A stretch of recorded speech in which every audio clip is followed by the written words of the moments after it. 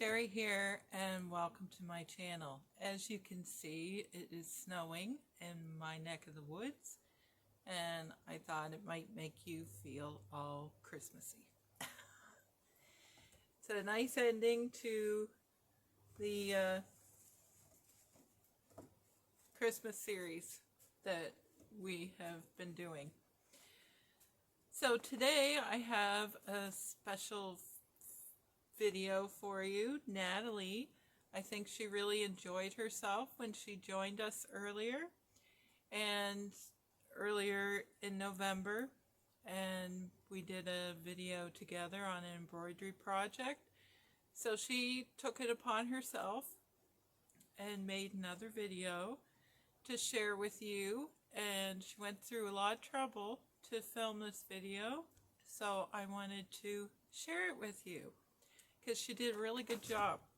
So I hope that you get to watch it, and this will be the end of the Christmas series for 2021. So I came on here to wish you all a very Merry Christmas, a safe and happy holiday, and a Happy New Year if I don't see you until 2022. Take care, everyone, and enjoy the video. Thanks, Natalie. Bye. Hi, it's Natalie here from Sacred Cottage Creations for another installment of Homemade Christmas. I thought it would be really fun to show you something a little more simple. You may have seen the first video that Sherry and I recorded with this little sweet baby. It aired on November 10th on Practical Stitches YouTube page. And as I got to thinking, some people might not have all of these items. So I thought it would be really fun to do a little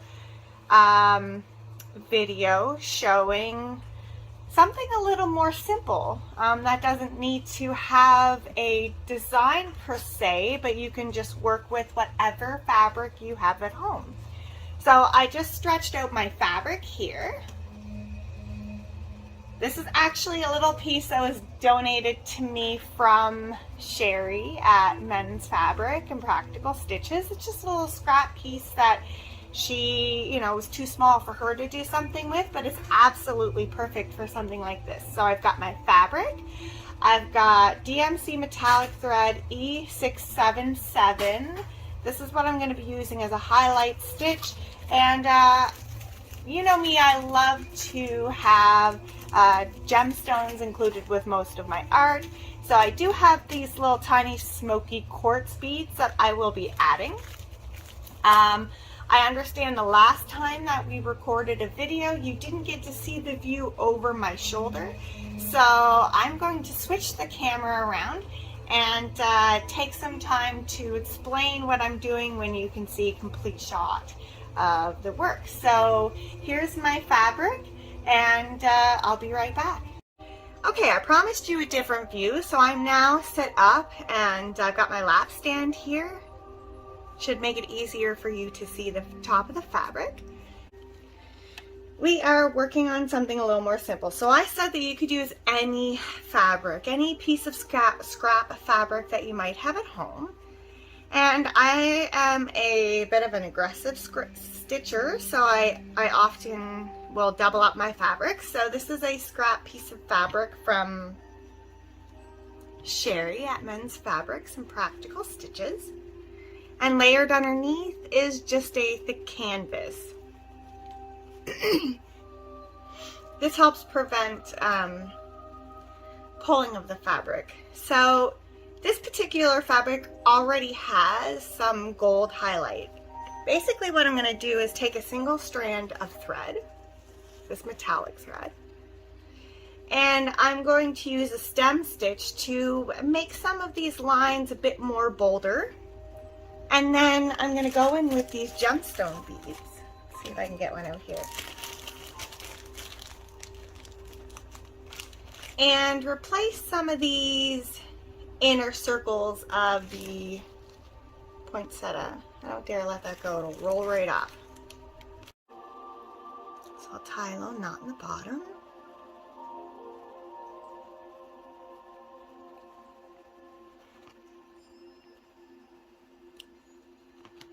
Okay. Hopefully you can see that okay. So I'm just going to go in with a regular stem stitch. Thing about metallic thread too is you get that ASMR factor. You get to hear the thread pulling through the fabric.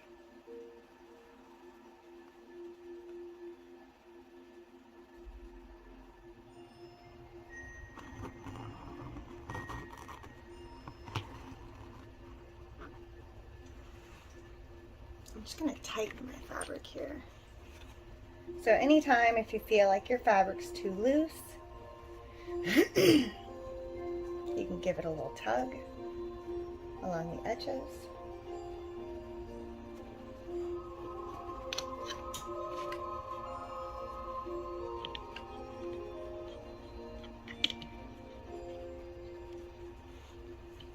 I'm going to do myself a favor and trim down this excess. Otherwise, I tend to catch it when I'm stitching.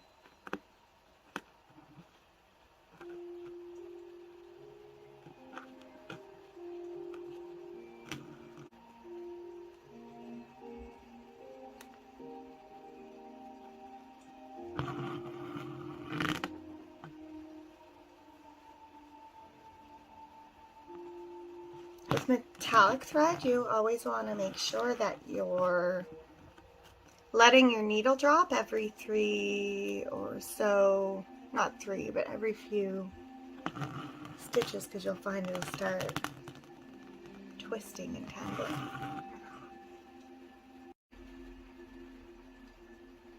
Now, I'm currently using E677, but as I'm getting stitching, I'm looking at E4366. It's more of a gold metallic instead of a,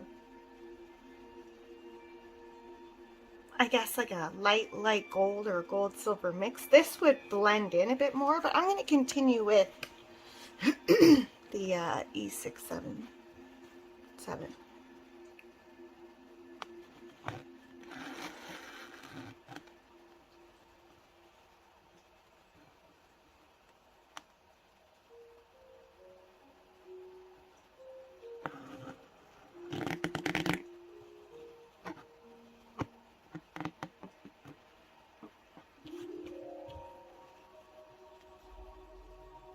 I would just continue going along, do all of the highlight stitches that you want, and like I said, I'm just doing a simple stitch.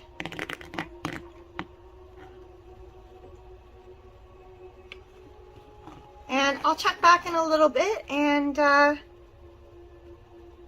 see where everybody's at for the next step. Okay, so I'm back. You may notice that my outfit has changed. It is the next day that I am recording the second half of this video. So as you can see, I have my gold silver highlight stitch all around this cute pink purple poinsettia. Upon thinking, I decided I'm going to stick with my original idea of using the Smokey quartz beads instead of the citrine, and what I'm going to do is add those beads to the inside of this white poinsettia as accent. I did go out yesterday and bought some bead needles. I had some around here, but I could not find them. Hopefully I can thread these okay. I broke my threader, so I have to go out and buy another one.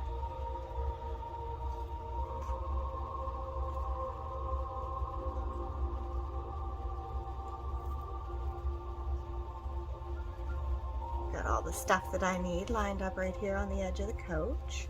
I'm just going to go in with a white thread. You're not going to see it. It's just going to go right through the needle. Sorry, right through the bead. Tuck into the bottom. Here comes the tricky part.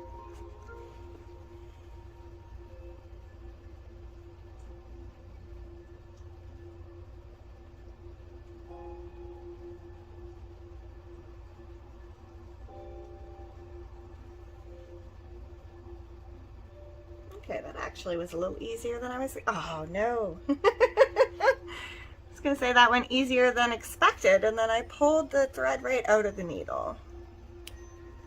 Let's try again.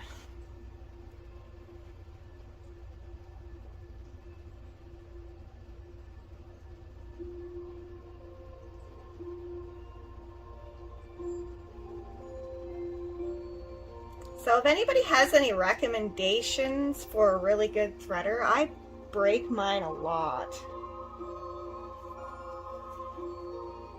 You're all gonna think that I'm really aggressive, but I'm not.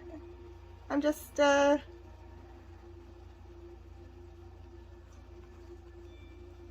sometimes I don't know my own strength, I guess. So I tied a little knot. I don't have the package anymore for this, but these are just a thin beading needle. So I'm going to start with this one here. You just kind of go along the edge of the bead. So I'm going to put that needle through. I'm going to pick up one of my Smokey quartz beads. Got the caffeine shakes at the moment. And so I just kind of, see if you can see this. I just kind of turn the bead around and see where it's going to lay. And then I just kind of tuck my needle underneath where it's going to sit. These beads are a little big, so I'm only going to be able to put a few on here. So there's one. Let's come up beside this one.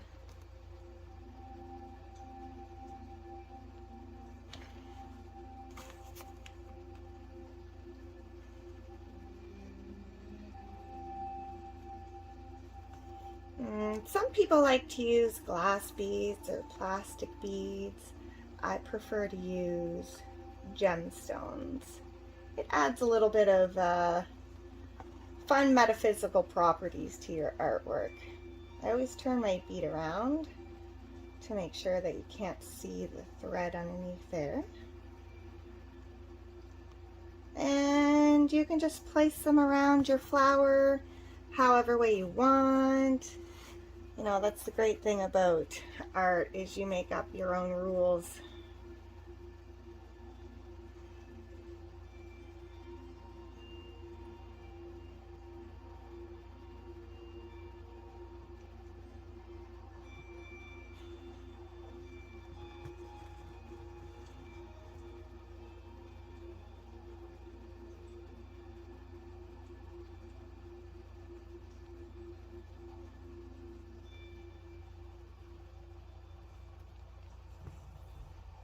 I've got 7 beads out here in this little muffin paper.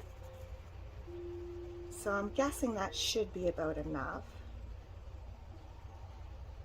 I like muffin papers to organize the gemstones from different projects, and that way I don't lose them, they don't roll away. I can just tuck them somewhere and reuse them. Oh, that's cute, look at that.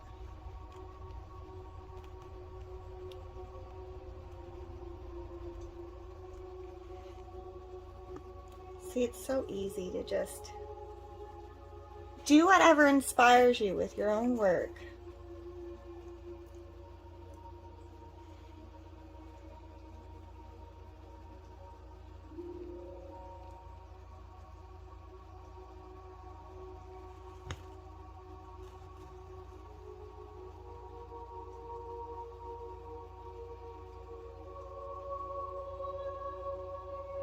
Keep rotating my bead around to hide the holes.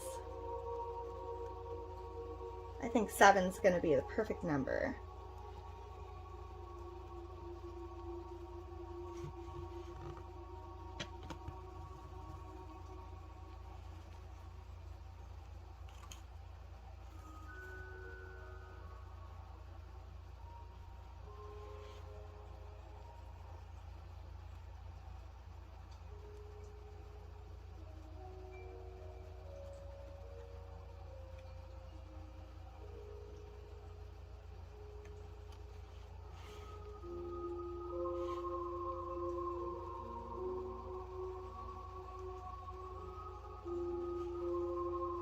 I apologize if my hand is in the way of being able to see. I'm just stabilizing the stones as I put them on. So there's my 6, and then I'm going to go up on this sort of corner edge right here and put my last bead.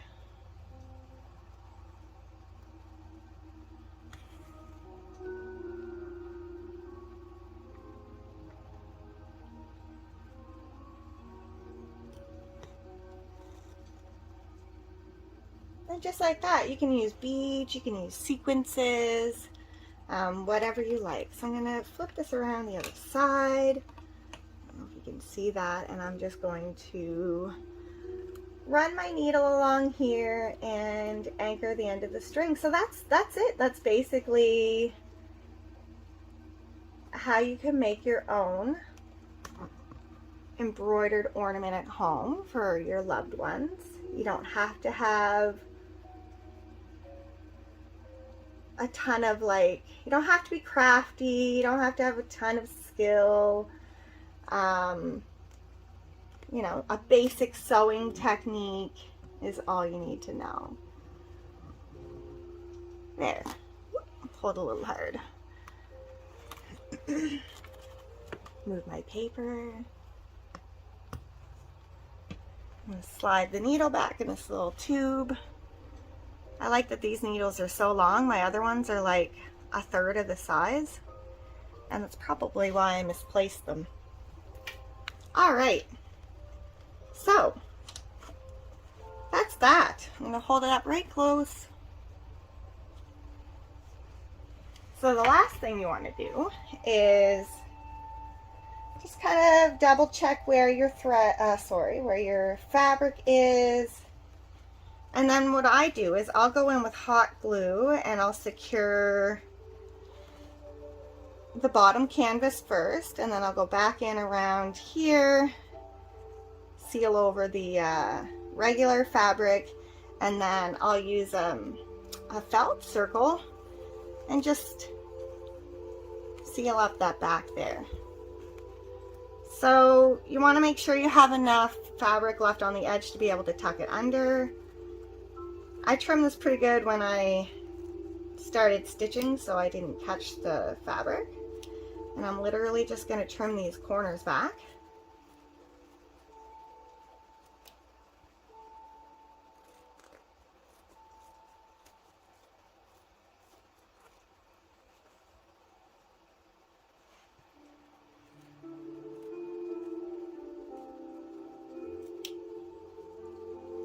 And there you go, it's that easy. So when it's all done, you tuck these edges around. And I'll show you the backing of one that's the last one I finished with Sherry. Okay, so this is the one I finished with Sherry earlier on in the month.